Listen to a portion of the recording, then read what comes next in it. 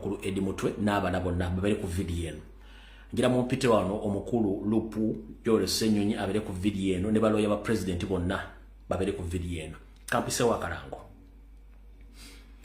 banayuganda mwenna abuwangale mu ggwanga lya Bungereza obwa kabaka Bungereza byonna gye busaasaanira gye bwegattira mbategeeza nti president okujja ebungereza tannakusazaamu era tuwaye ey'okusomesa n'okubuulira abantu ku nkyukakyuka ekyagenda mu maaso esoma etya the NUP UK chapter invites you to the President London tour of duty 2024. The struggle for democracy in Uganda. Come be part of this journey to freedom. On Friday the 20th of September 2024 at 16 p.m. to 12 midnight.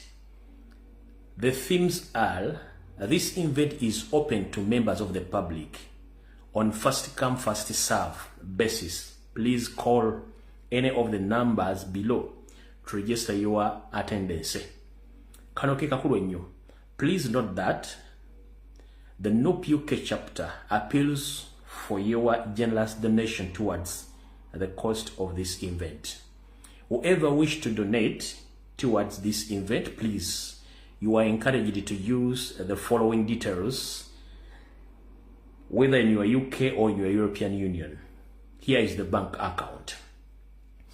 All donation to People Power UK, Barclays business account,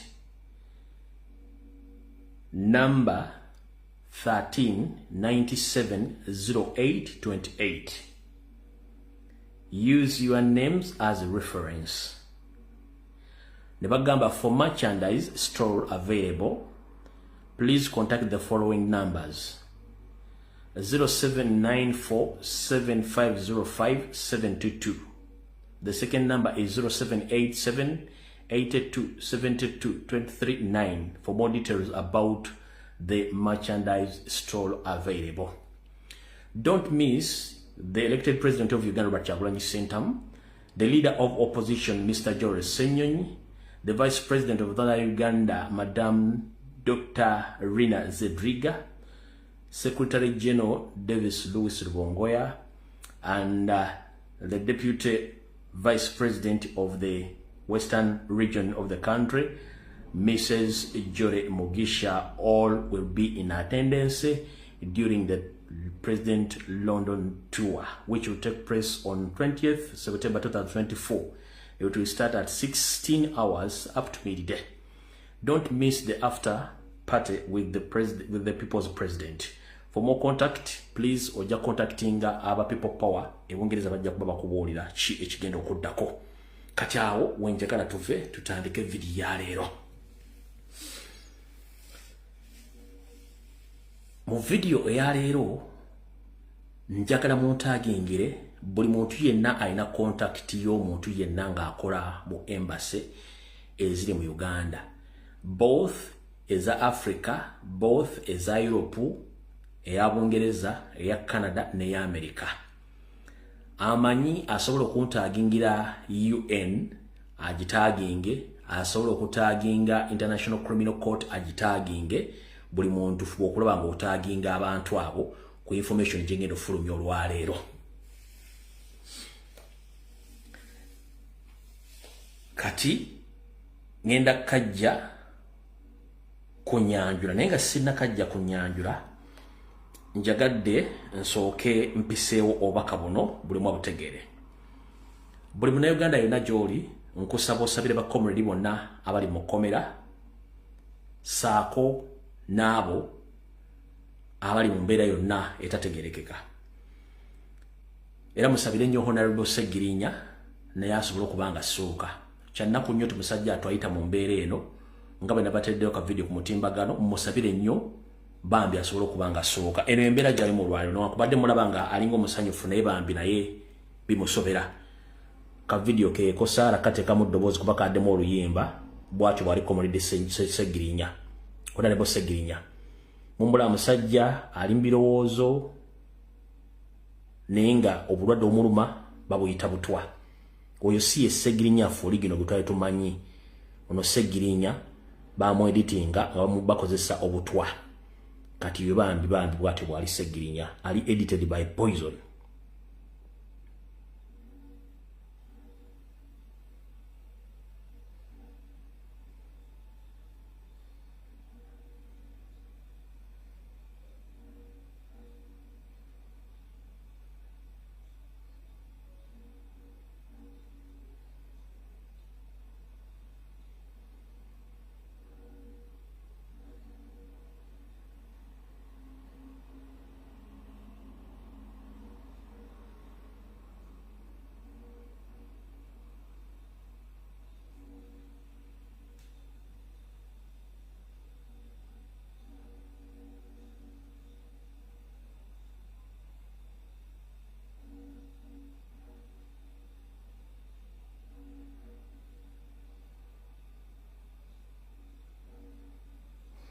So nkajjemu eddoboozi olw'ensonga nti mulimu music ate nga copyright mugimanye ennaku zino y'amaanyi. Kati okweyongerayo ngera mbasomere article eno omanye abamu bwe tubagamba wano information mwebuza okusinzira ku mbeera Honorable Segirinya gy'alimu. Ngera basomera ano article nga omu ku bakozi ba Museveni gwe bayita Archbishop Kazimba agambye bw'ati. Archbishop Kazimba voices concerned over the growing fear of poison amongst the leaders. Ngera gisoma katono. Mujjukira bwe bali basindika parliament owe bali baga nti parliament egenda kutula mu regions za Uganda etano. Nzire ba comrade banga basinga obungi bakola video zo. Twabagamba nti mwegendereze nnyo abantu bagenda ogenda mu Northern Uganda bagenda bawerayo butwa. Gudu nafa bafete bagenda abagenda banamanyi kina batukako. Ne ono mukyala yabadde MP nga ate minister yawereddwa butola kuba tebakibagambye. Kati mu kuziika oba mu kusabira omukyala ono Kazimba mwe yayogeredde abantu bano bamanyi bitufula kubasiika. Kazimba yagambye bw'ati. The Archbishop of the Church of Uganda, Stephen Kazimba, has raised alarm over the increasing fear of poisoning amongst Ugandan leaders, revealing that some MPs avoided eating at church functions due to the concern about their safety.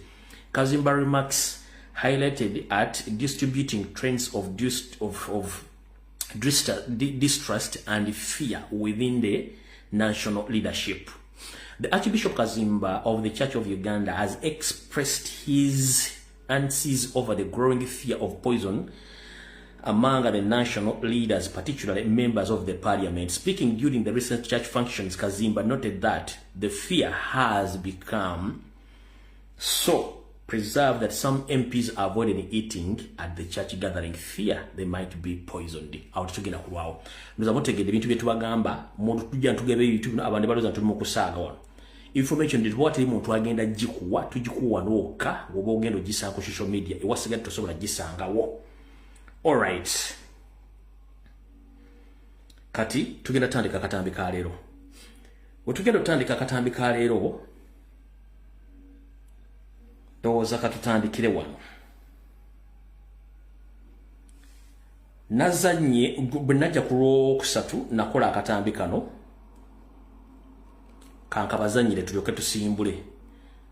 Nakola akatambi kano ku Lwokusatu era nkataddeyo olweggulo okubalaga musharinge video kankabajjukize kano ke nakola chemical ali ntwala omukisa gwange guno n'okubasaba n'obuwombeefu nti tuyina ensonga nyingi nnyo ezitolekedde mu maaso naye tulina okusoomozebwa. Ngekola kubasaba ku nsonga zonna ezigenda mu maaso ku baganda baffe abaasibibwa mu makomera g'amagye ebyobufuzi nga mulabanga ebitandisa okukyukamu yesi bitandisa okukyukamu olw'okuba ndi gavumenti ya Museveni bwete bwekola ebintu byayo. Naye ngenda basaba n'obuwombeefu nti essaawa zino tuleme kuteeka kazito ku baganda baffe abali mu kkomera oba abaateereddwa nedda. Njala tukole bwe tuti kwata obulumi bwo n'obukyayi obuse ku Museveni, obuse ku court martial, obuse ku Balamu, obuse ku Fulufiga, tobuse ku Comrade. Comrade amaze emyaka 4 mu Kolokoni nga yasibibwa ku nsonga z'ebyobufuzi muntu nga ffe afuna okusoomoozebwa, omuntu oyo alumbibwa ne bamukyusa obwongo ku nsonga enkyamu, omuntu oyo alumbibwa ne bamugamba ebigambo bikyamu, omuntu oyo alumbibwa ne bamukola buli kye baagala nga baagala akkirize naye nga naawe ekimanyi tazzangako omusango. Ebyobufuzi bya Museveni bw'atyo badde abukola ebbanga lyonna. Gwe omutuufu n'akufuula omukyamu ate n'ayagala yeefuula omutuufu. Kati mu nsonga eyo ngenda kusaba tokomerera comrade yenna akyalimu okukomera oba n'oyo yafulumye. Wabula kwata obukyamu bwonna n'ennyiiko giteeke ku Museveni, ku Balamu, ku Court Martial, ku Court of Justice, obuteeke ne ku full figure. Nkusaba bulungi nnyo ensonga yino wano wammanga. Ffenna njala tukkirize tuli wano protecting Robert Kyagulanyi Ssentamu president waffe n'enkyukakyuka. Si bwe kiri nti ye. Ffenna tumanyi nti okulumba omuntu yenna tumulumba either alumbye president, alumbye national platform oba alumbye struggle. Ze mpagi ssatu. Kati comrade yenna ali mu kkomera gwe baakyusizza obwongo nga tannasala layini kulumba president, tannalumba nkyukakyuka, tannalumba struggle. Please cease fire. Tolumba comrade yenna muleke. Sijja kamala olw'embeera y'obudde. Kati kansubire Museveni atuuse, abasajja ba Ssemwayi mwenna abataamanya byayitako nti omuntu yenna omusibe obyobufuzi tebamutulugunya, tebamutta, tebamukola biki, tebamukola bikolobero. Ngenda kuzannya akatambi ka jjajjaffe mu byobufuzi omugenzi Paul Kawanga Ssemwogerere bwe yali nga akola okwogerako eri eggwanga mu mwaka gwa 2008 ennaku z'omwezi zaali 10 mwezi gw'omunana 2085 nga gavumenti yali mu buyinza obwo etadde abannabyabufuzi abaali ba political prisoners 1000 nga tebaliiko misango gyonna gye bataddeko okompeyalinge ne Museveni owaaliro biki byakola. Then tusimbule video mu breaking news amalala batugenda gattako malagatte. Kwata ebigambo bino ennaku z'omwezi zaali 10 kyali bali ku State Square ya Kampala ennaku z'omwezi 10 omwezi ogw'omunana 2085 Dr. Paul Kawanga Ssemwogerere yali ayogerako ng'ali mu gavumenti y'omugenzere kati General Tito Okello Lutwa nga bakkiriziganya okusumulula abasibe bannabyabufuzi abali bateeddwako emisango ne babata Museveni kyatasobola kukola. Tutandise kati katandikira kano ka video then about breaking news.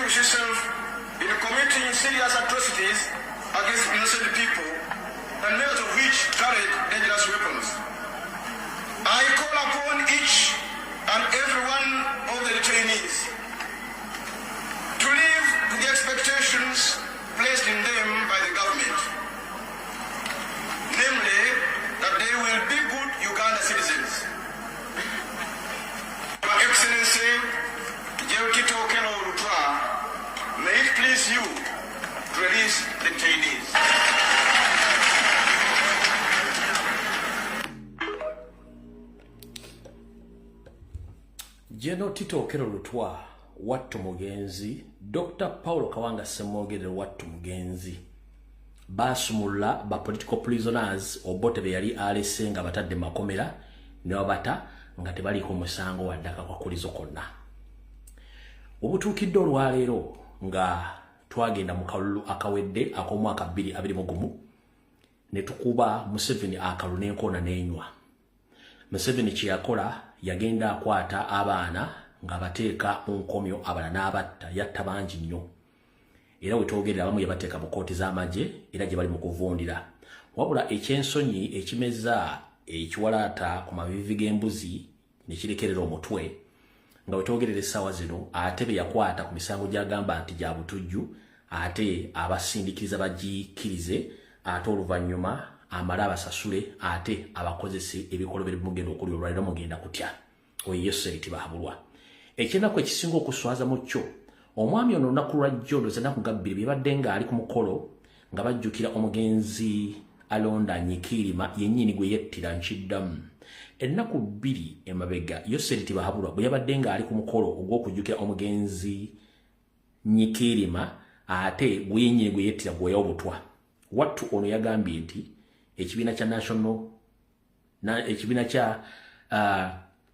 National Platform ekikolebwa Robert Kyagulanyi Ssentamu kyabba akadde kalamba ak'obululu era nti obujulizi abulina.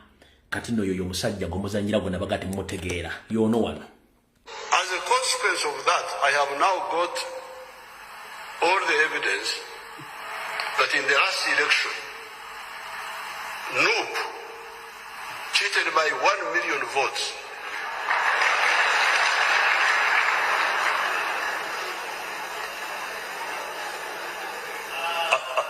I have the facts. Noop can take me to court. And the same 7 has falsely accused them. But this is what happened. 1 million votes. And I have all the evidence now. So therefore, you can see that Aronda, but Aronda had as a consequence. Muwulidde bulungi omusajja akyusa ekigambo. Yatubba kati ate. Omanyi njagala bwe mba nkola live zino. Njala nnyo mbategeeze nti Museveni bw'ayogera ennyukuta E, manya tayogera ennyukuta E, aba ayogera ennyukuta B. Kinjagadde mbasomese mu video. Museveni bw'ayogera ennyukuta E, aba tategeeza E, aba ategeeza ennyukuta B. After 3 years n'emyezi giguddemu, awulire n'agamba mbu Nuupu yamubba akalulu. Akakadde kalamba n'obujulizi abulina. Kitegeeza ki gwe gy'oli? Kankukuddiramu okawulire. So that I have now got all the evidence that in the last election, Noop cheated by 1 million votes.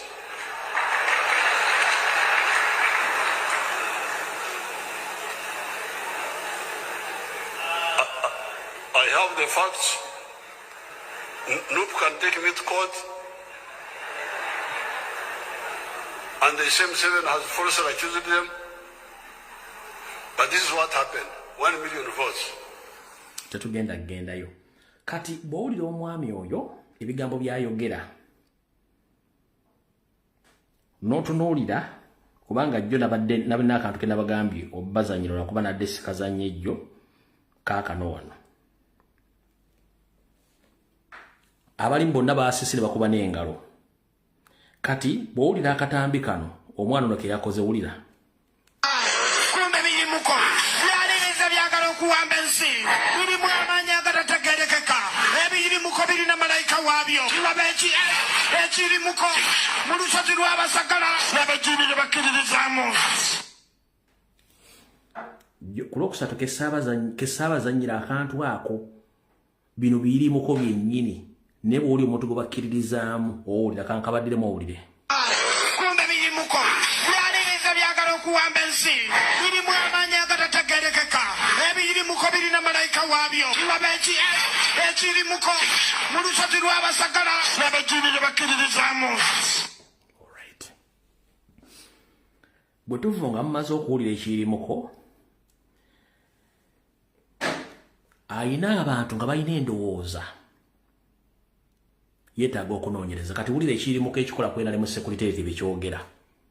Tugende mu maaso. Through a forceful transition, bano abaana ne bavaayo ne bagamba say no to a forceful transition. Kati ekigambo transition yokka okiwulira ekintu ekiwunya ekyesittaza ekivaamu ekibundu ekivaamu envunyu ne tukisanginga apu kyonna mu Nyoko transition yenna alowooza ku transition Nyoko transition baye tetuli ready kusigala nga tuli bamulekwa nga tetulina bye tulina nga tetugaggawaddeko nga mu kubanga abasinga mubbye nnyo muli bagagga nnyo abaana mmwe beefuga basomera amasomero malungi ne bano baagala kati abavubuka abantuukiridde badde nsaba boogereko kubanga bebantu betudiringa nabo kati kavudde kwanjula katandise kansubira nti president wange atuuse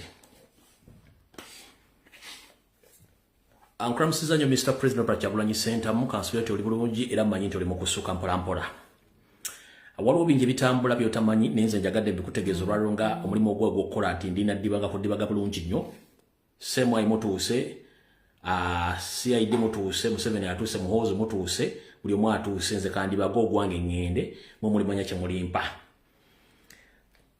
mukudibaga ngenda tandikira wano njagala muwulire ebigambo by'omukyalo ono buli omu awulire ekigambo ky'omukyalo ono kye yayogedde ndyoke nfukumukala information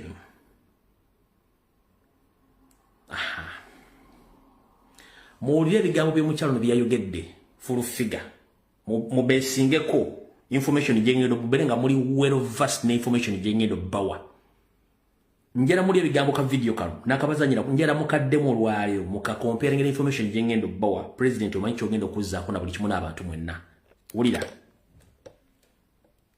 abakkiriza temisango bagizera bagambe mu court omwana bayimide ne bagamba mbu baga Bobi Wine yatulagira ngokola ebintu bino era Bobi Wine ye omu kubatusibisa abantu bagandi Museveni yabasatu bagandi gana government abana bantu babakwata emisango gya byabufuzi si political prisoners abo no gana boza political prisoners trajja bakumbu abana bano bagamba bakwatibwa ne bomb enkolerere zebakiriza bakwatibwa n'amasasi bibiri gebakiriza bibiri abana bano si baluganda nti baba bajja wamu babajjanga mu bifo ebyenjawulo abana babasanga nga bateze bombo benyini bina batulisako ezimu natusane muroka za polisi bitano era babyeyogeredde awatali kubagamba nti mwogere kino oba mwogere kino gwayagala abaana babendi basiwe oyagala basiwe paka ddi Bobi Wine bana abaana baddaga babeere luzira paka ddi oyagala basiwe paka ddi kanso musite tuganya oyagala kaadi naye bana abaana mwagala basiwe paka ddi nga gwe wasobola okugjayo Edi Mutwe ne Nubianiri ne Dani Magiki baali ku baana bano bo baavaayo batya lwaki nga tonakwogera bewayogedde byonna yogera bano abaana baavaayo batya bayibuli egamba nti olimi lwomwe batalulya bamukisa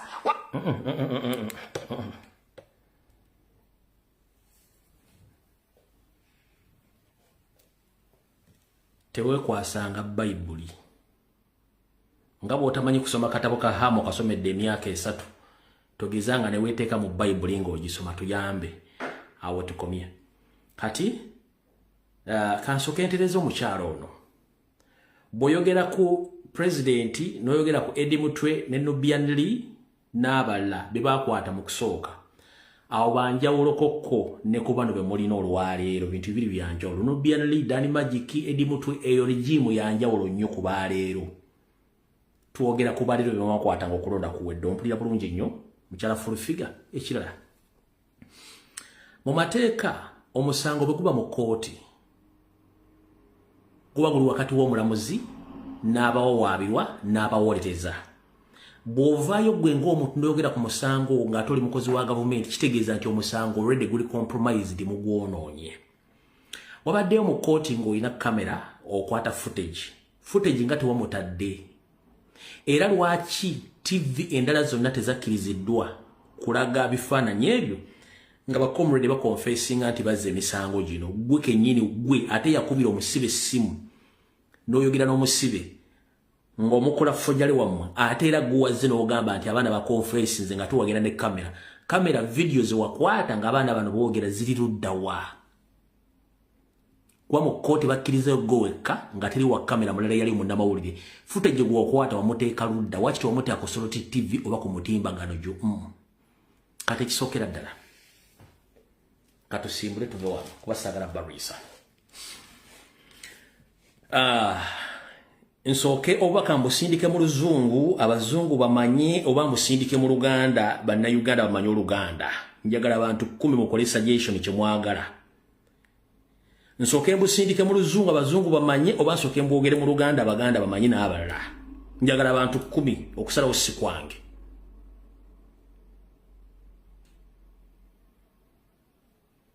mbalinze tuwanguwe bangambye both oyo omu byonna babiri Ingilisi mixi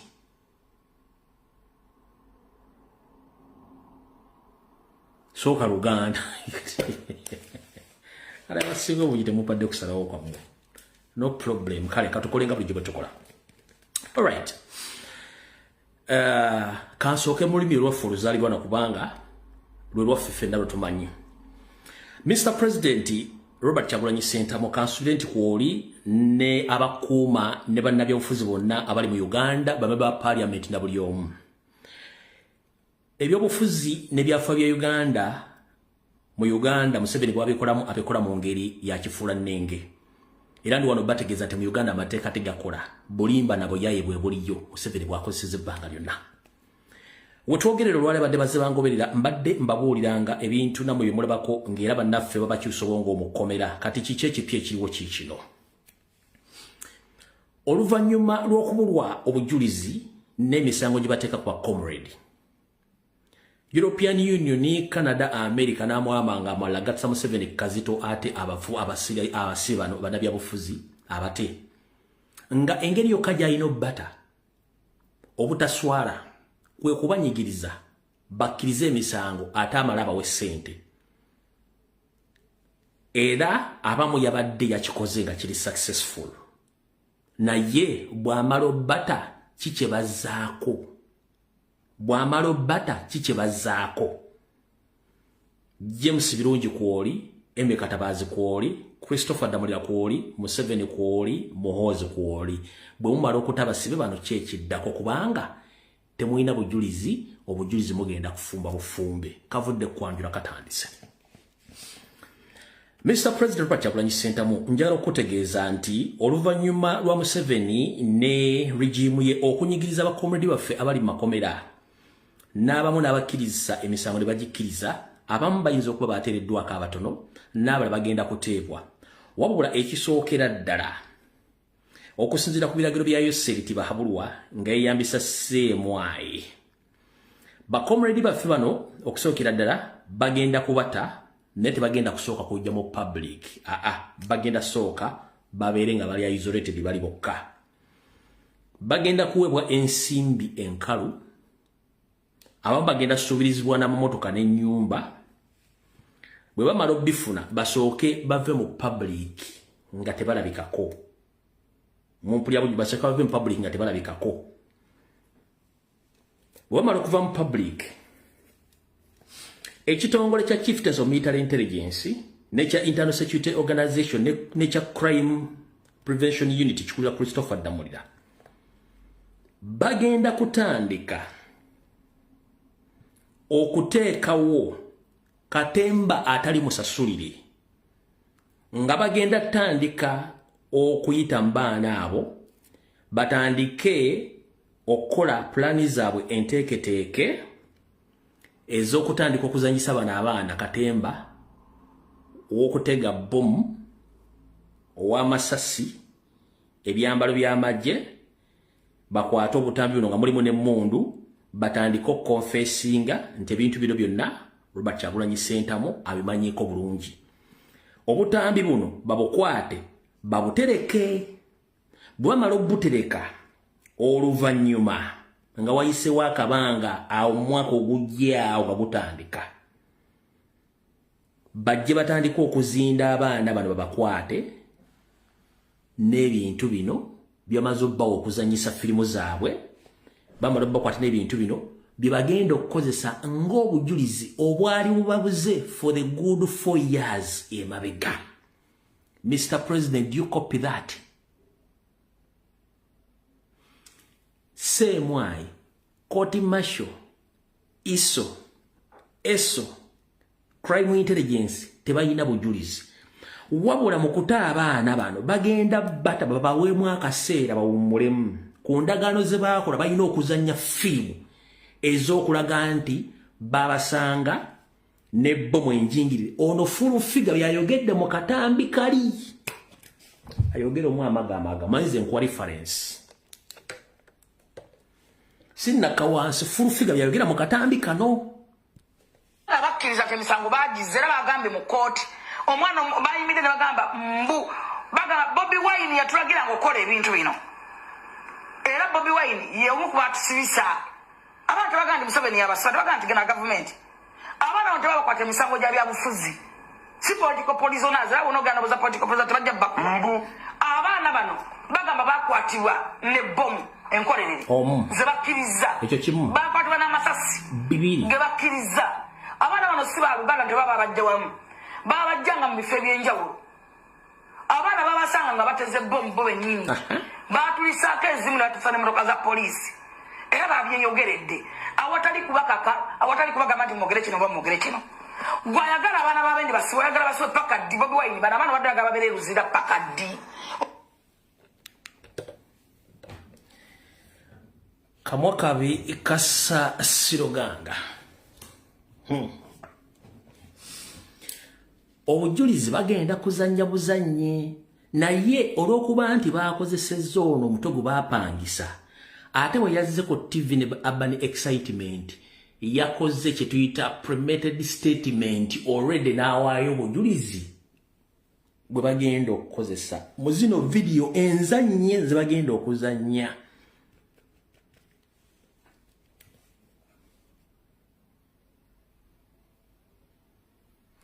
Bakozesezza ono gwe baapangisa omutwe omutali bwongo olwa Urban Excitement najja ku TV n'ayogerera ddala ebiri mu information eno nga bwe babikoze bwe bagenda obistaging. Eno video ejja kuvaayo oba bagenda giteeka mu International Criminal Court bajja giteeka luddawa ejja kuvaayo ng'ebaluma mmwe kennyini nga mu staginze ebintu byammwe. Tugenze mu maaso. Obutambi buno bwe bagenda okukozesanga obujulizi mu kkooti y'amagye bwe batalina essaawa zino ng'amaze obbuzannya. Olw'oluvannyuma bwe bamala okukozesa obujulizi buno automatically baba bagenda kukwata President waffe Robert Kyagulanyi Ssentamu bamuteekeko emisango gy'obutujju gye bamaze ebbanga baagala ogimuteekako era with immediate effect bamubulokinge okuddamu okufuluma eggwanga era akwatibwe ateekebwe mu nkomyo eri batambuze ebyokulonda bye nga byagala kubanga president baba bakoze eki baba bamaze omujja mu geemu yaabwe nga bwe bakyagala. Kati wano wembooliza mukulu James Birungi Eme Katabaazi Christopher Damulira Muhoozi Kanyirugaba njala soka babuza bifunga temunaleeta bana abaana bemuwakutte bana bannuubu ffe tukyabanje emmundu zaaluwa muzisooke muzireete muziwe nnyini zo gwe mwazikwata nazo emmundu zaaluwa. Mr. President abantu bano baseko bakuwa emmundu zo zebakwata nazaaluwa kuba nazo tuzaagala emmundu zebakwata ne president yaluwa zo tuzaagala musooke muzireete zaalaga luddawa ye musooke mulete mundu ze mwakwa ne president alwaze mwa place nga zijirudda wazzo musooke muzirete nga temunaleta ono kasasiro wamwe. Koti y'amagye ejja kuleta obutambi buno n'abavubuka bano ng'amaze okusomesebwa kye tuyita coaching mu kooti okubikozesanga obujulizi okuba nti balumiriza Robert Kyagulanyi Ssentamu nti yabadde akola ebintu bino byonna era nga abasubiza okujjako gavumenti nga bakozesezza ebintu byonna. Kati yensonga lwaki nti bana abantu essaawa zino bali mu kunoonya botya bagenda okuba nti bajjayo obujulizi obwo. Kati obwa bbomu amasasi uniform ebisosonkole kati oluvannyuma ng'amaze okukola kino abaana bano bagenda kuweebwa ensimbi bagenda kuweebwa ennyumba bagenda kuweebwa n'emmotoka okukkiriza pulaani y'abana abasajja. Kati ekirala kiikino bajja kugezaako nnyo okulaga eggwanga nti vidiyo zino nkadde nnyo baali baazikwata dda before nga tebannakwata ba comrades bano abali mu kkomera. Either bajja ku backdatinga vidiyo zaabwe bazifuule ng'enkadde nga n'abaana bano bye bagenda okwogera bagenda byogerera mu past tense. Past tense mugimanyi, omuntu ayogera ekigambo naye nga kyemabegako tekiri kalenti.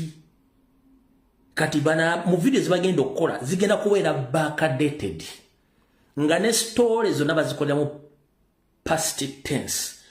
Past tense yenjogera omuntu wayogera ebigambo nga abyogera akulaga nti ebintu bino byayitako kebbange emabega byayitako kakasere emabega nti past kwe kuyitako. Kati bagenda kubanga boogera video zino n'ebintu bagenda bakokyera bigenda kubeera nga bikaddemuko nga baagala obbinyigiriza bikwatagane n'ebbanga we baba bakwatira.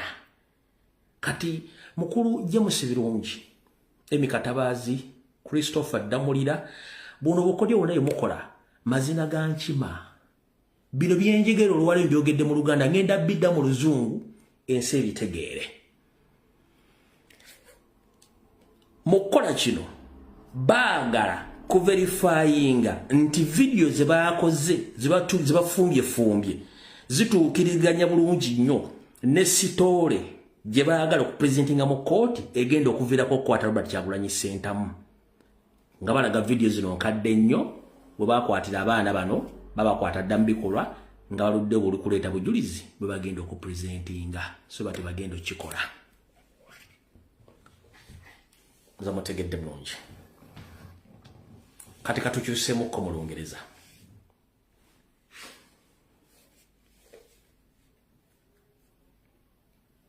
So, ladies and gentlemen, most especially the international community,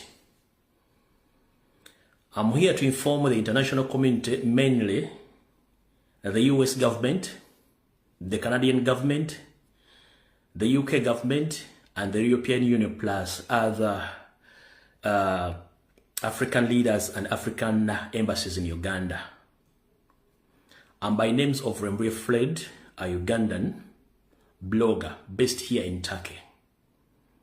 I'm here to expose the government of Museveni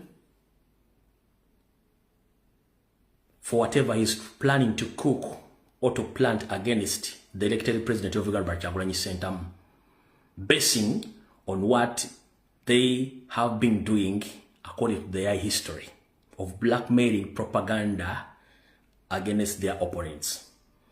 As we speak right now, you have been monitoring the social media platform, including the mainstream media in Uganda, that the government of Museveni has tried their level best to blackmail His Excellency Robert Kyagulanyi Ssentamu by paying all bloggers, TV presenters, radio presenters to go against Robert Kyagulanyi Ssentamu. 4 years back, during the 2000 elections, which Robert Kyagulanyi Ssentamu won by 75%, some of our comrades, 18 in numbers, and those who are not known where they are right now, they were arrested and they are being tried in the military courts without proof or evidence of why they were arrested.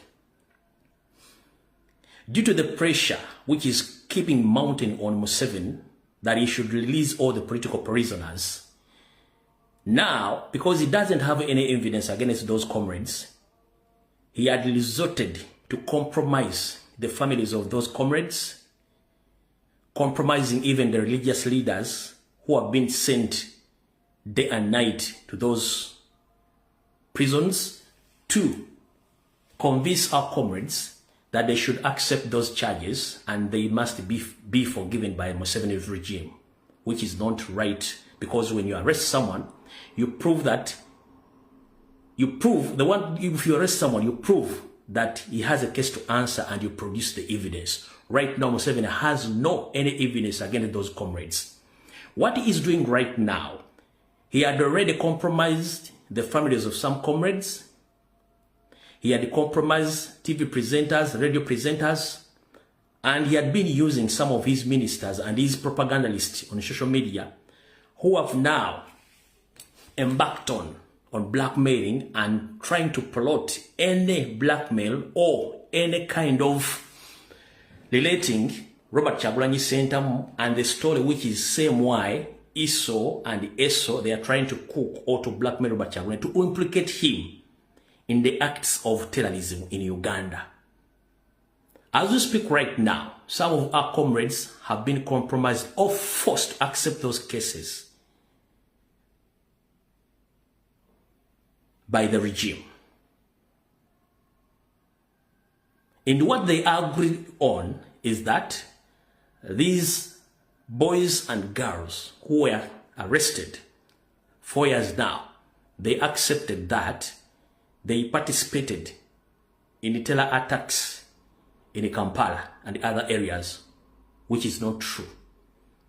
Their main aim is to target Robert Kyagulanyi Ssentamu, to implicate him in terror acts so that they broke him to stand against Museveni and even to put him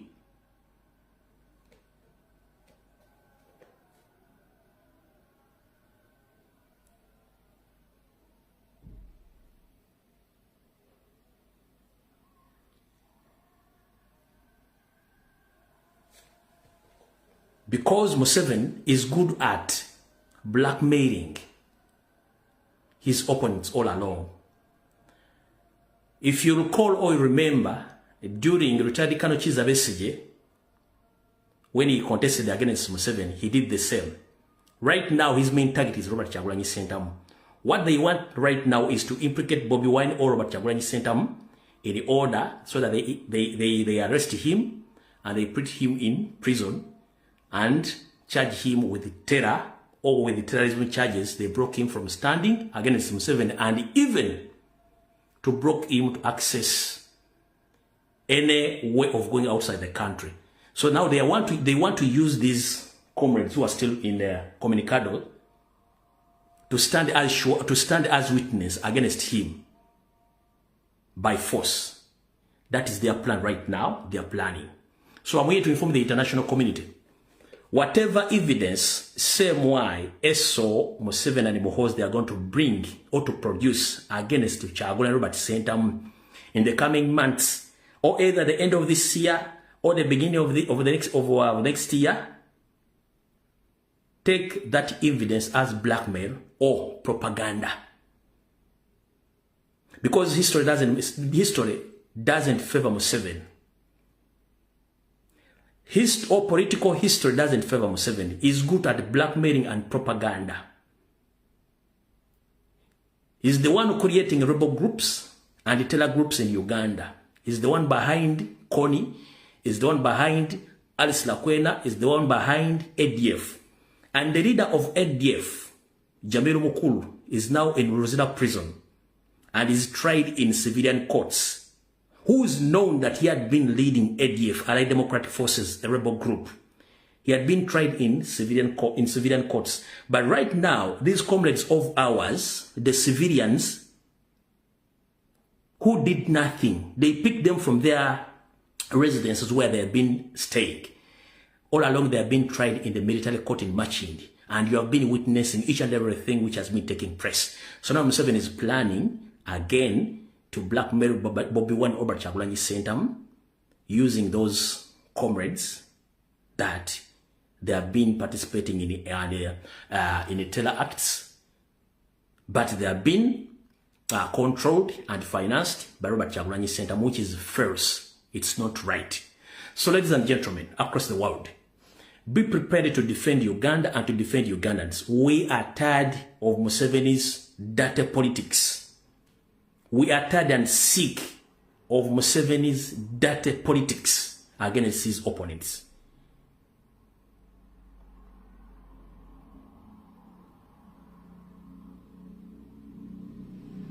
He doesn't have any kind of evidence against those comrades in the military courts.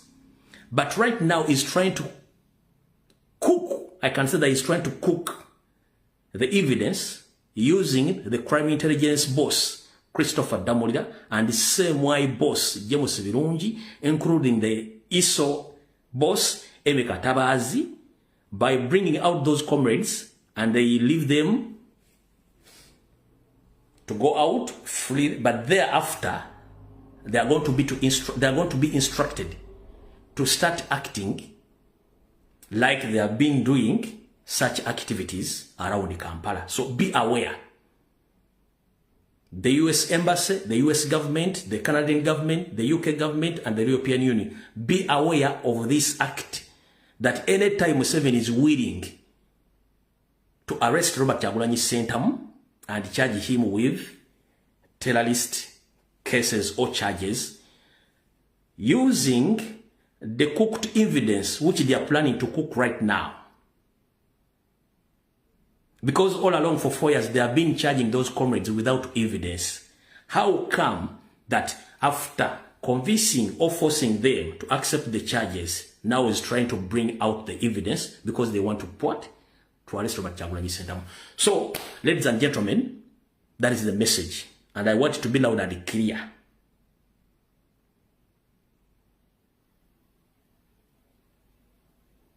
And you should stop funding Museveni. Museveni is a terrorist. And his entire family, all are terrorists. So that is it. Ndoza obaka mufunye bulungi nnyo. Katika tugende ku information endala naye mugitegeere bulungi nnyo. Lwaleero. So that's Mr. President abutegedde bulungi nnyo. Nabo babutegedde ebisigadde kati Semwai Bossi, James Birungi, Emeka Tabazo wa ISO, Damuli wa Crime Intelligence, Muhozi mukama wammwe ne Museveni n'abalala. Ndoza bategedde. Ekintu kino kyemukola kikyamu. Temulina bujulizi mufumba bufumbe. Ate ne musindika abantu abatalina bwongo ogenda okukola emirimu gyammwe. Ekintu ekikyamu. So, kati tugenze ku information endala. Buno obubaka njala bugende eri mwenna bannayuganda. Buno obubaka njala bugende mwenna eri bannayuganda ddala Abaganda. Mumpulirize bulungi nnyo. Mu bulamu bwo teweesiganga musajja gwe bayita Yoseri Tibahabulwa lutabayisirwa mutabani wa Kale sente nzede ensanga bisibe. Lwaki? Museveni yajjanga omusajja omunoonyi w'obuddamu ekyo mukimanyi. Era yajja n'ennyina ku myaka ndoza gyalinga 89. Omusajja oyo azabira mu gavumenti ez'enjawulo mpaka lweyayingira obuyeekera Abaganda ne bamuyambako.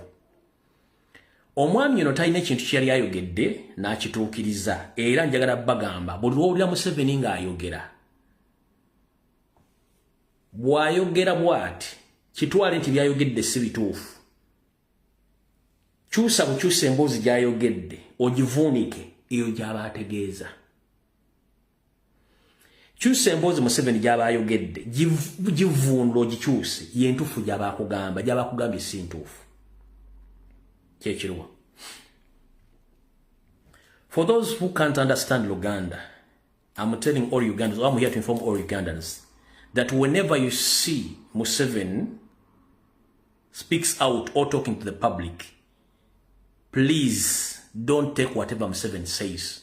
Because Museveni himself, he doesn't trust himself.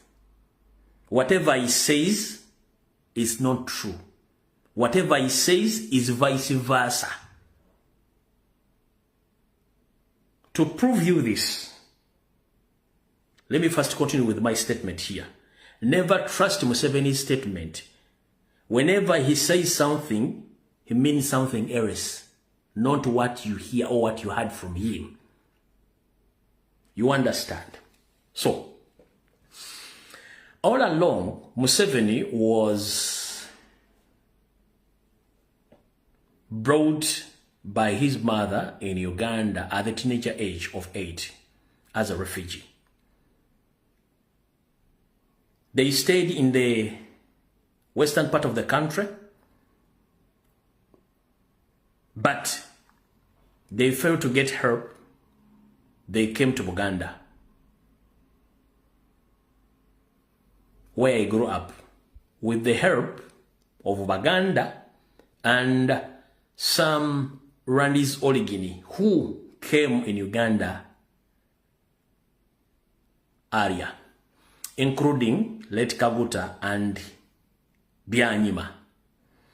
But when Museveni comes to the public, or when Museveni is talking to the public, he ever tells people that no, there is no any Munyankore who helped him.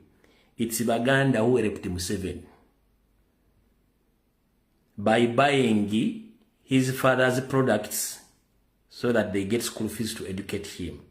No Munyankore helped him. But let me play this video and hear it from the author's mouth.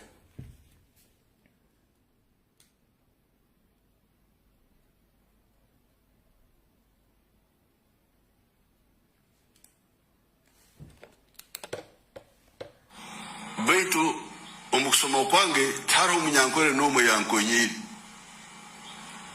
either directly or indirectly.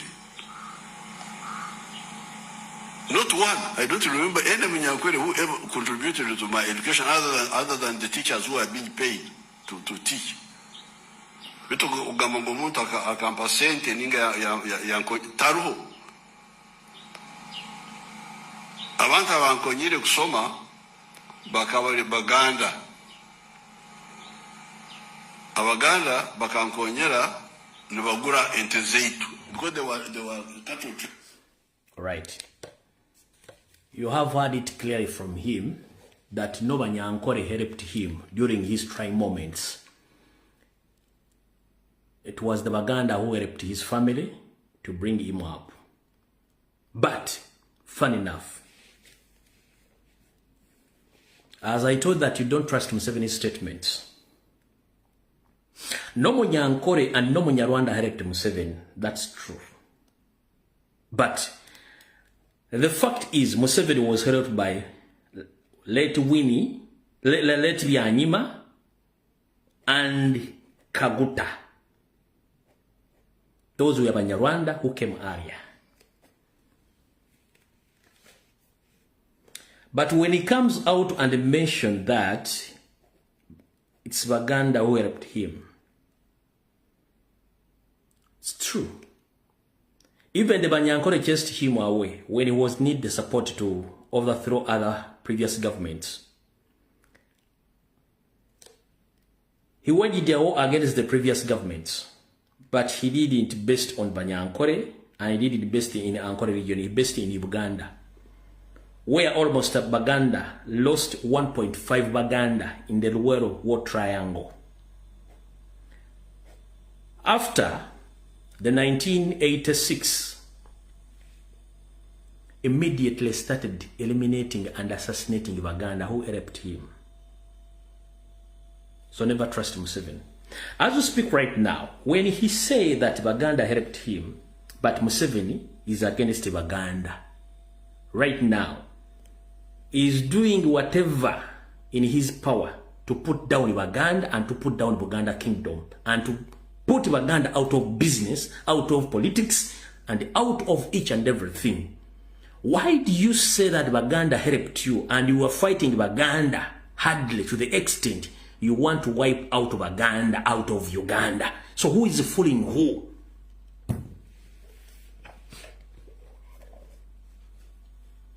So Museveni agamba Abaganda bamuyamba okumusomesa teri Munyankore yamuyamba. Era Baganda ebalwa n'olutalo lw'Oluweero ne baluwangula. Wabula olutalo lwa Baganda akakadde kamu n'ekitundu Museveni yakatta. Bw'amala okuwangula olutalo luno n'atandika okutta Abaganda bonna bannabyabufuzi n'okutuuka olwaleero. Olwaleero Museveni ali mu kutta Abaganda bennyini bagamba nti bamuyamba. Museveni ali mu kuwamba Abaganda bennyini bagamba nti bamuyamba. Museveni ali mu kutta education system Abaganda gye badde basomera mu Buganda agissa agimazeewo naye agamba nti Abaganda bamuyamba. Museveni ali mu kutta ebyobulimi mu Buganda ng'ate business y'Abaganda gye bali basinga okukola.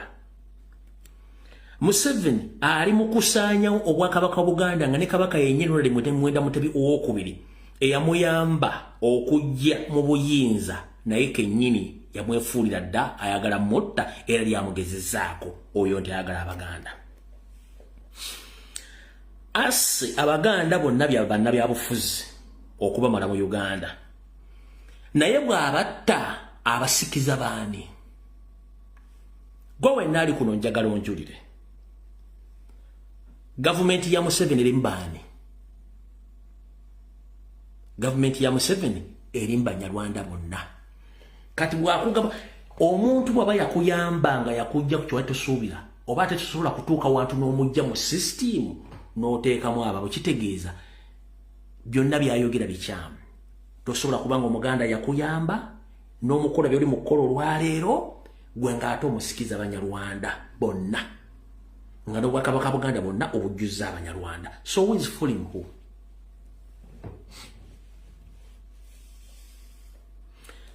Who is fooling who? All ministries are full of Banyarwanda. All government agencies are full of Banyarwanda. The State House full of Banyarwanda. Ministry of Public full of Banyarwanda. The RDCs, police, army, prisons. In any office where you go to seek help as a Muganda, you can't find the service. Those officers are occupied by Banyarwanda, but when he comes out to say that it's Baganda who helped him to be where he is right now, why is he killing Baganda?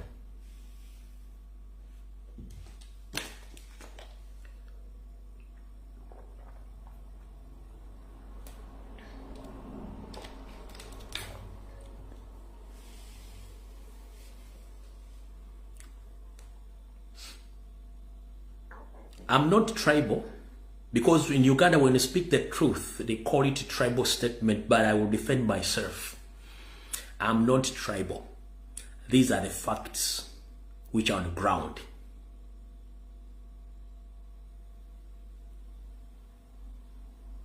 Whatever office you approach, you can't find indigenous Ugandans, you find Rwandese of origin. These people, they are good at camouflaging. One, they nickname themselves according to where they want to plant themselves. The big number of Banyarwanda, they nickname themselves as Baganda. They do it according to their targets. Right now, they are Banyarwanda in northern Uganda.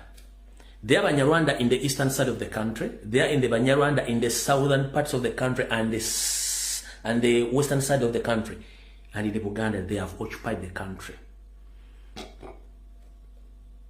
As we speak, 60% of Uganda, they have been chased out from their land. The land has been occupied by Banyarwanda. He's using his state agents who are working under the State House. They are going around chasing Baganda, the indigenous Baganda from their land, using the power of gun and the fake courts of law. These gentlemen,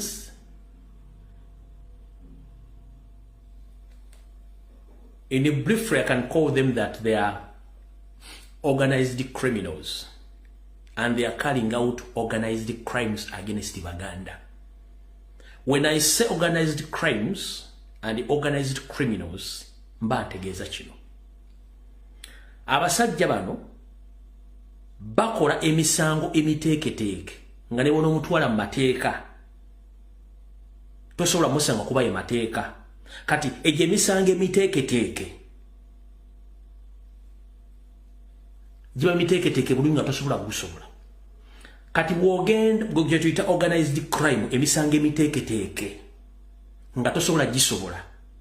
Kati kye tuyita organized criminals be baziba emisango abateeketeeke obulungi okuva kwero C1, kwero C2, kwero C3, kwero C5, bamemba parliament, bannaddiini, bannabyabufuzi bonna nga bali connected. Okubira ono essimu chairman ettaka lyange bali tutte na gas mwesiri w'omwana wange yalwadde akabengo kumba ategedde. noga mumpe esimu ya kansala ndi atenze siriyo zensonga zikwase n'okubira gundi ogenda okulaba mu chain y'ekintu ky'obadde ogoba buli gw'okubira essimu akuletinga down ogenda okutula nso kitegeera nga yonna gye tuyita chain those are organized criminals ne bw'okubira reverend father oba ne bw'okubira pastor ne bw'okubira judge ne bw'okubira DPC ne bw'okubira OC ne bw'okubira OCCID bonna ekintu baba kiri mu bulungi nnyo ekyo tuyita organized crime buli stage wootuuka baba kimanyi. Njagadde okukola akatambi kano nga nkateekamu Oluganda n'Oluzungu buli muntu asobole okutegeera beewunza tebamanyi Luganda bategeere nti mu Uganda tulina ba organized criminals nkibanyonyere ba organized criminals be baani. Organized crime nakyo kibanyonyere mu kitegedde bulungi gye misango emiteeketeeke.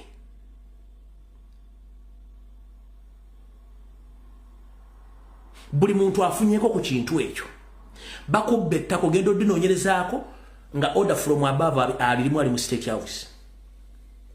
Ogenda otuuka wa omulamuzi omusanga gusalanga bwayagala otuuka mulandizi ng'omulandizi ataga kamala okubira gundi nga mutegezi wayo akantu kazzowa nga bakola buli kimu ekyetaagisa okukola. So ye system eri mu Uganda naye ngeri against baki eri against Baganda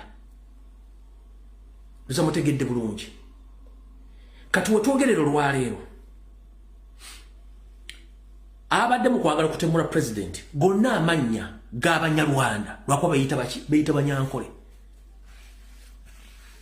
Era Mr. President wano kutegeeza nti abasajja bano kati bagenda kuddamu bakole ekintu ekirala. Kati olwategedde nti mwagudde mu katego kaabwe nti kati leero balese full swing y'Abanyarwanda ng'amanya balina ga Kinyankole mbu bagenda kyusaamu kati baleete ku bayindiginansi. Naye bayindiginansi tubamanyi eri abakama fledging nti bayindiginansi nga nabo si bayindiginansi ng'amanya balina gaabali. So Mr. President byaweya nti baswadde nnyo okuba simanyi oyo musajja sime kuzaala n'oli omulala simanyi asiimwe katwagenza okufainiga otukuzaala okufuna amayinja ago gonna yasookera Gomba. Yaleka emivuyo gy'ettaka eGomba yaleka asibye omwana w'Omuganda eGomba. Bino byonna tebatasobola bibagamba olwenze ebibagamba oyo musajja simubaka mukalinaako oyo omutemu kanda oba nkalina wano genda kuona omwaka ivu tulabe kuzaala aluwa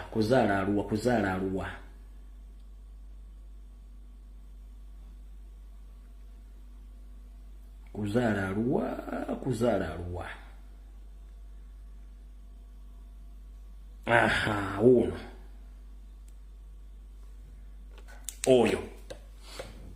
oyo kuzaala ono yaleka yonoonye Gomba kati laba nono munne Mwesigye bonna amanya balina ga kiki ga Kinyankole wa Kikiga nenga bonna Banyarwanda. Kati mu system gye mbagambye eyo organized crime bwe bate bakola ebintu byabwe.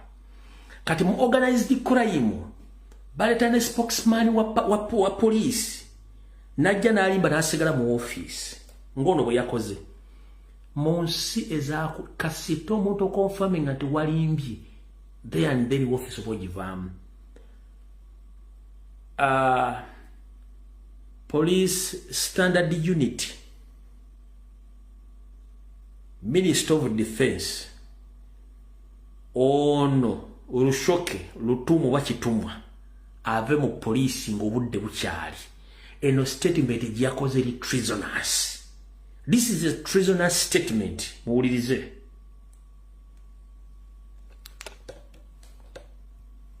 Tujja kugalawo omusango. No kansoke enzire eno katono.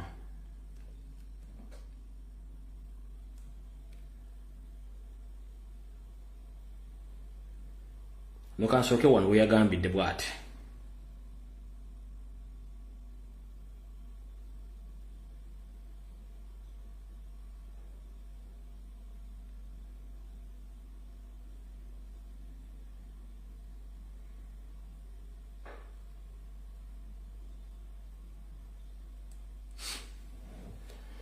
eno treasonous statement. What is treasonous statement?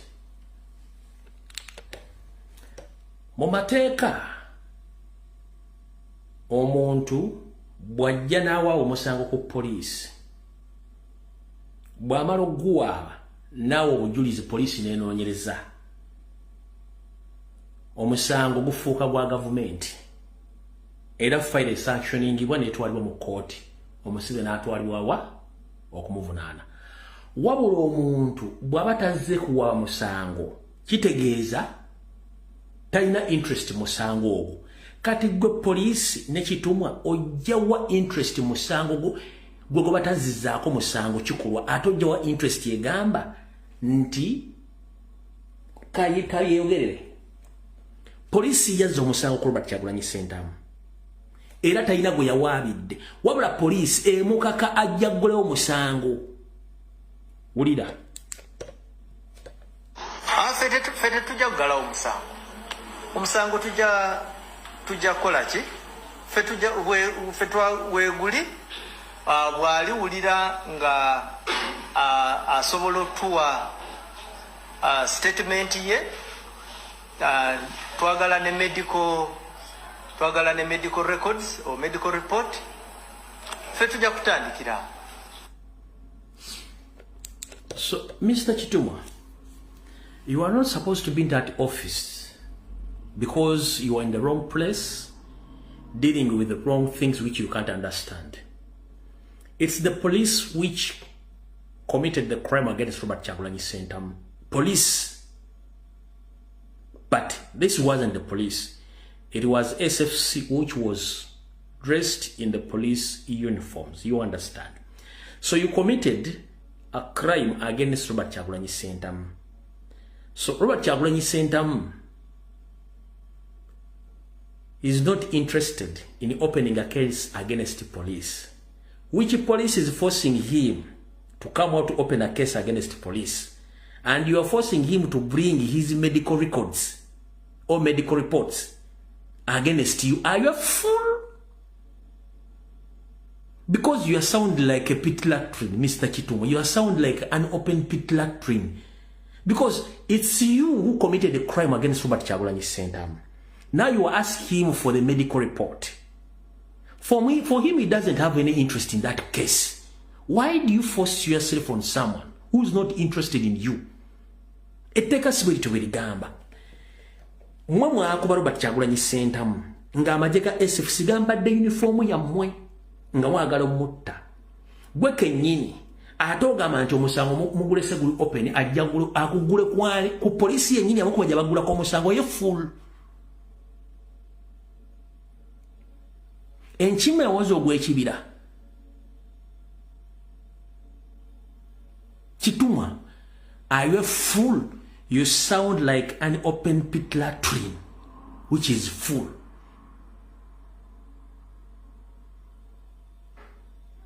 Chitumwa, toteekeddwa kubeera mu office eyo. Kati wamaze okukola statement eyo eri treasonous. Kubanga mwe mwakomitinze crime, ate oyagala ogwo mwakomitinzeko crime ajja baguleko omusango mu kennyini alete ne medical reports. Olaba yaganye genda mu Uganda Human Rights aweyo report. Kati atajje awe mu badde bagenda omutta baguleko omusango. Oli musiru. Wayonka kagere kasengaawo wanyoka kundi lya taata w'omusajja gwe Chitumwa. Otegera bulungi nnyo. Ngingeri gyotunulanga mu mutamivu yenna oba bakuzala mu bbalo bakuzala lunaku Chitumwa oswaze eggwanga. Awo tufuddewa. Statement wagikoze. N'omala n'okola n'eno. Okulimba kwe nakola nagamba okutandika ku lunaku lwennyini nagamba nti abaana abali ku ground bagamba nti bo kye baalaba nti yali mu luzungu kye tuyita stumbling. So mukulu Chitumwa kasita ogamba nti walimba oba olina okuwandika resignation letter nova mu office eyo tetwagala kumanya police department gyo n'ogendamu statement gye wakola nti walimba oba yeteeka mu resignation letter with immediate effect you lie to the public So you are contradicting yourself, and you wish Robert Kyagulanyi Ssentamu to come and open a case against you, and you confess that you lied in the first place.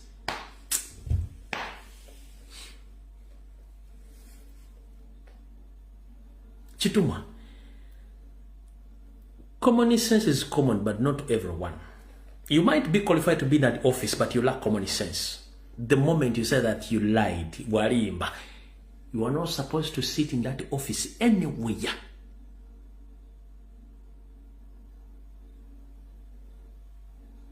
Because you came out, we have the videos stating that Robert Kyagulanyi Ssentamu stumbled when he was trying to enter his vehicle. Now, in the second video, you yourself, you are saying that you lied to the public. What are you doing in that office? You think that is Anzenwa, where you go and drink and you get drunk and you start talking each and everything you feel like to talk.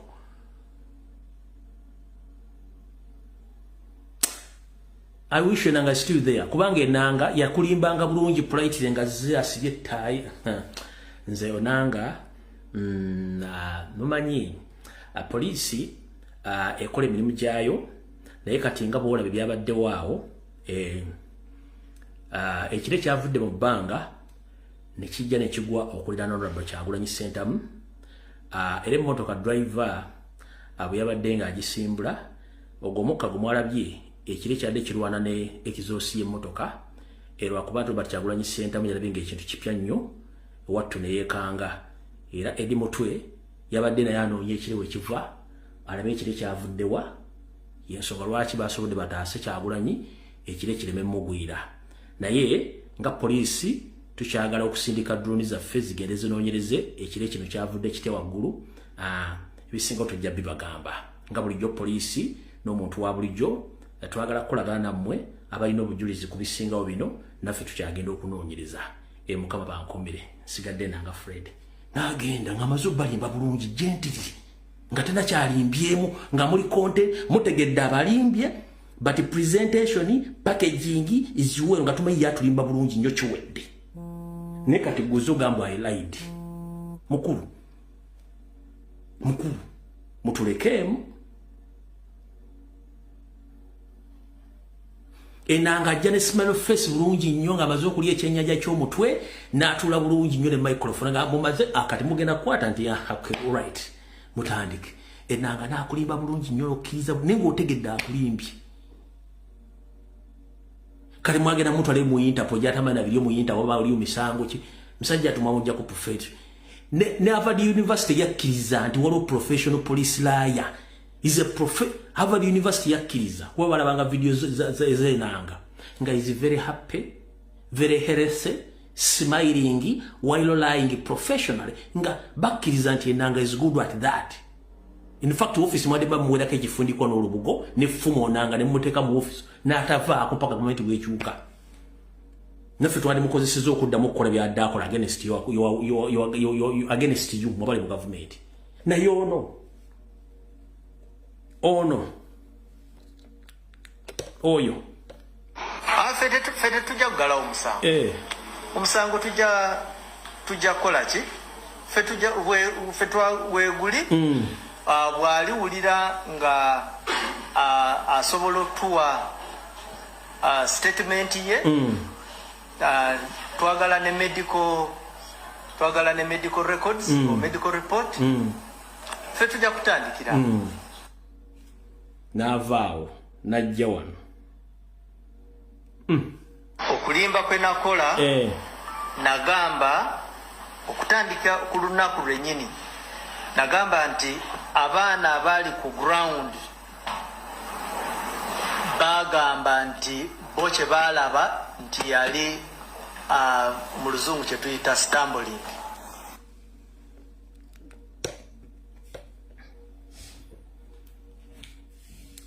Although cow mentality is common in Banyarwanda, but the cow mentality is not common to Kitumba or Rusoke. Yes, cow mentality is common in Banyarwanda, but it's not common in Kitumba Rusoke. No, he lacks cow mentality. Kitumba, you are lacking cow mentality. In fact, you have got mentality.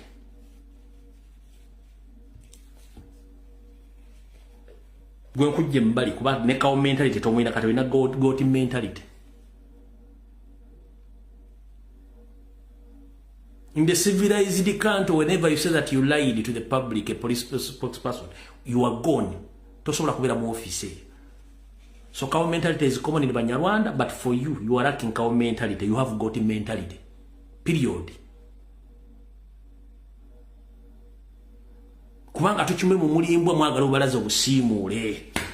Mwagala nnyo okubeera mu kamera nga mweraga ne mutamanya nti buli kifo kirinako bannyini ky'abalina kibeerako. Awo tuvuddewo. Awo tukoze ki? Tuvuddewo. Abantu b'Ekaramoja twagala bategeeza mwenna mutegeere olwaleero nti Museveni yajja amanyi okutagetinga region zagenda okutagetinga era ng'azimanyi. Janet Omuwa Karamoja tekyatandika jjolo yafuuka minisita Karamoja abaali bakipulaninga dda. Wabula Janet bwe yasanga Bakaramoja mu ntandikwa era n'afuuka minisita Karamoja era yabaleka nga kyebasangamu kyeki balimu ate okujjako bajjako ebyabwe n'abasaanyizaawo ddala. Ono yali Janet. I understand. Lindako. Zaali yali mu Bakaramoja mu 1991. Janet yali agamba Bakaramoja nti basaanidde okweyambisa enkola y'Abahima ey'okulunda saako n'enkola ey'okwagala ensi yaabwe n'okwekyusa mu mbeera zaabwe ez'abantu. Wano mu 1991 ono ye Janet. Wabula bino abyogera nga tanafuuka minisita Karamoja oba yali afuuse simanyi naye tanafuuka minisita Karamoja. Wulira.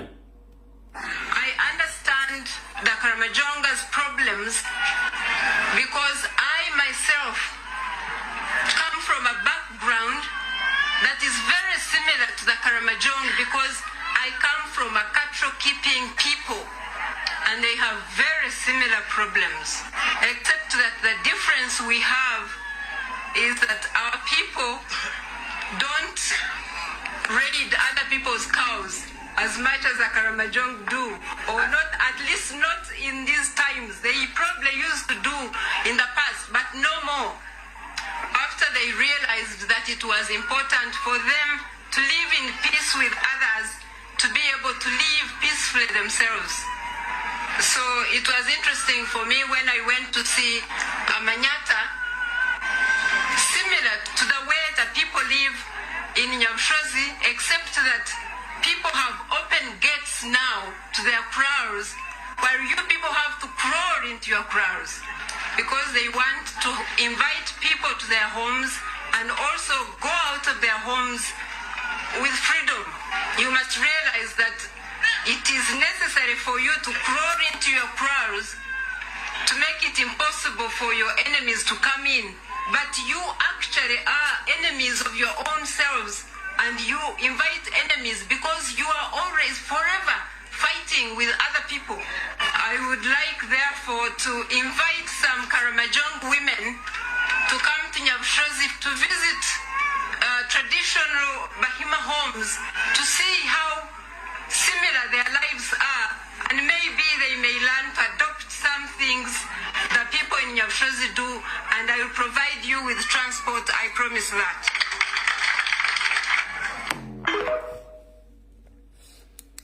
Ya promising abakalamojo batwala Nyabushozi nakate batuukanga bikuva mu 1991 wabula batwajja kente n'ebintu byonna babisaanyaawo kate bakalamojo tebakyawera wadde akakadde if I'm not mistaken kuva mu 1991 ya promising batwala Nyabushozi basome ebiriyo babajjako mundu nanteeza abo ne basaanya buli kimu beebo bakola survey bo tebakola nsobi bakola survey bajja ne bakola survey bulungi nnyo amala okukola survey ne basaanya buli kimu tuza mu kitegedde.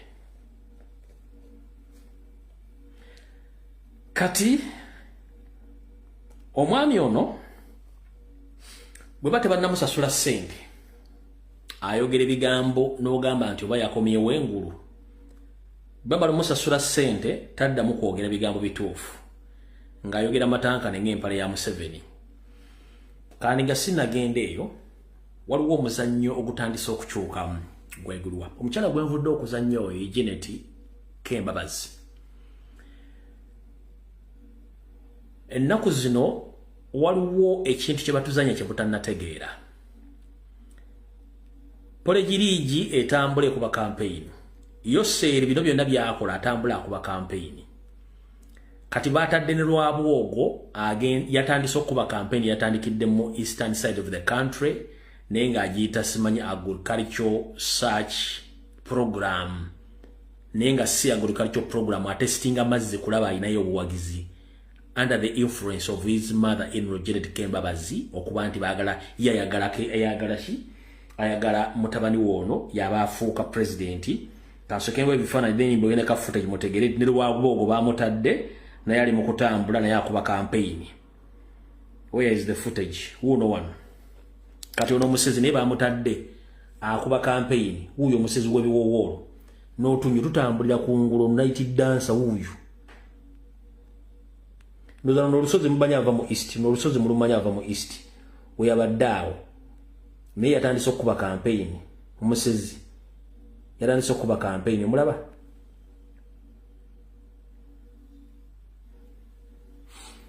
Huyo musezi yatandise okuba campaign naye atunde ebiwowolo yatandise okuba campaign. Kati eri yabadde footage bwe yagenze okwogerako n'abantu ng'abalimbalimbi by'obulimi kumba ali mu kuba campaign. In terms of exports, to conduct global interviews, stripes and kind, in various channels, media visits for coffee, for tourism, the online sentiment. On 19th of April last year, you made some directives centralizing government communications, so like Western standards. They raised this. In a meeting here, since the Kotan Kogendo Kuba campaign. The second one is Doreen Kapsima. I don't know if the cabinet and members of parliament, especially the frontliners in the sensitive sectors of security, of tourism, of economy, that you allow us to conduct international practice training or coaching and hand-holding them, spend 2 weeks and take this training further down to local government so that they are... So, kati batuzanya kanemo kanabiri kafumba mwanyi katako maranga jakana kwara fumbo tia bulijjo kambali bali kumiriweze gwego muzanyi batuzanya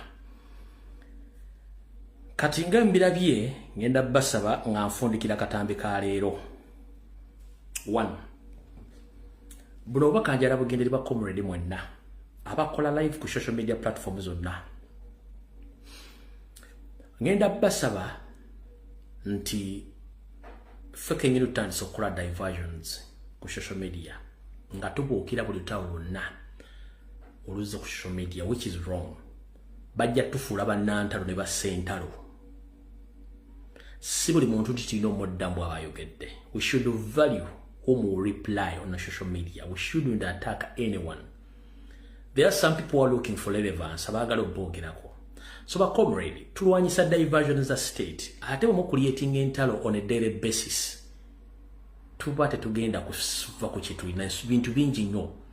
Alright, but tuteze omutego gw'okuteeka omusango gy'obutuujo ku president. Wabula tuli ku bantu bala tubuukidde entalo tukulietinga diversion zennyini zingenda basa batu entalo tubeko tutufugana fuka bantalo. Tuli mu kusooka ku protecting a president.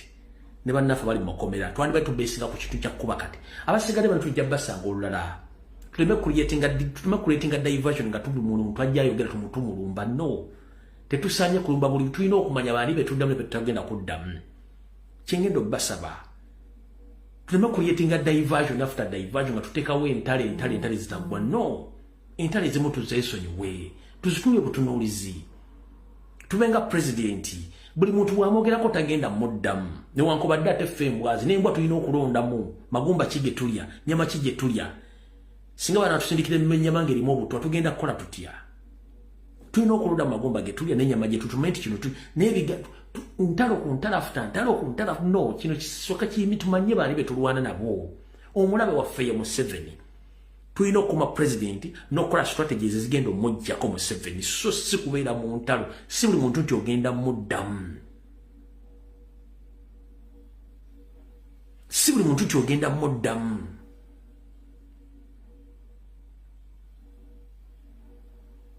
tulina ebintu bingi nnyo ebyokukola kwe kubadde okusaba anaabakyulidde obulungi mukama yeebazibwe anaabayagala okukiwuliramu engeri gyenkyogeddemu nga ndala sikugaana kiwulira mu ngeri gy'oba okiwuliddemu era olwaddemu ekitula nga bw'oyagala kwe kubadde okusaba kwange kubanga nze mubeera abantu bannumbondera ebizinesi simala gaddamu buli muntu no kubanga Museveni akozesa abantu okujja otuteekawo ekintu munemukiggwira ne mujje ne mukola entalo ye ng'ayisaawo ebibye kitezi twamwera be tuli mu ntalo no batutege entalo entalo ezimu ntegeke entalo ezimu ntegeke nekibalemye okutegeera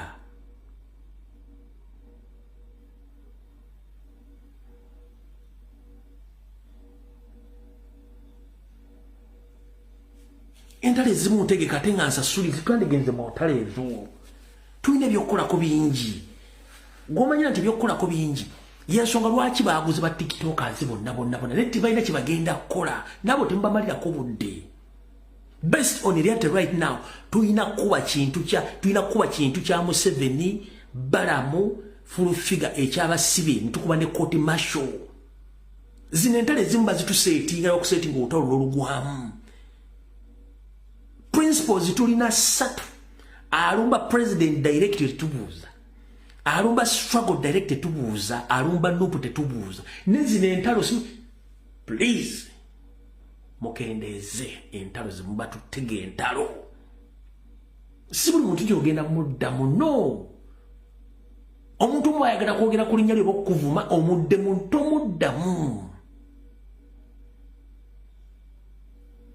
kuba yikyaba ayagala bajje ku mulamwa temuyingira ntalo zitagenda kuzimba kibiina oba kwongera ku kibiina luno olutalo lwe tulimu oluwa Museveni okunyigiriza abasibe okuba confessing information egyemba wadde gwayagala akalulu akajja 221 ng'olwanira Kyagulanyi kintu kyekyo tuwandibadde okuba singa muteekako terrorism charges mumanye enkola yaffe tukuba ekintu kino kuva ku Mande mpaka ku Mande baba bakijjeewo ddanga n'obujulizi babugjeewo naye batudayivatinga mu ntalo eno nga bayisaawo kino ku speed tuconcentratinge ku nsonga enkulu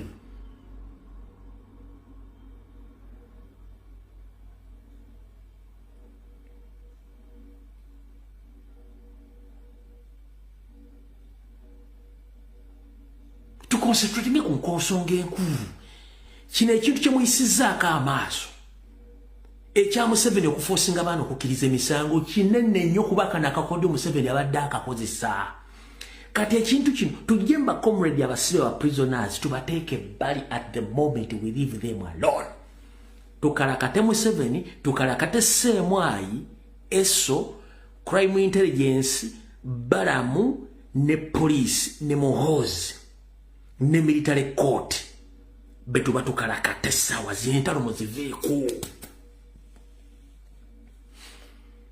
ebyafaayo biri Museveni bwakozesa akutta kuba talina kyakwagalako bye mulina okusomesa abantu Museveni ne bwakozesa ezobi amala n'akutta kubanga batogenda muyamba kuba talina kyakwetaazaako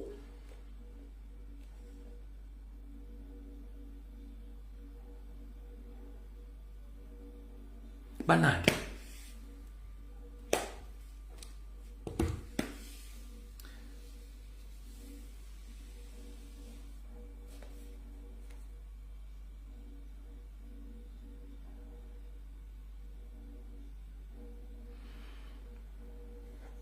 video ewedde mugende emirembe tujja kusinkana enkya bwe naba nfunye amaanyi mu open roof bwe naba nfunye amaanyi bwe naba sifunye maanyi tunabeera otherwise njalo bebaza mwe naba comrade bakola video ku social media platform zonna mubali nnyo mubalire ddala musigale nga mukola omulimu ogwo net focusinge ku nsonga enkulu ensonga ezimu zitalina makulu tuzireke waliwo abantu nga tebeetaaga kuwa makulu ng'omuleka ensi emanyi wala batabasala kuwa makulu ng'ensi emanyi buli kimu ekimanyi so by'ebigambo bya Mukama bakuuma takumira mpeera mweraba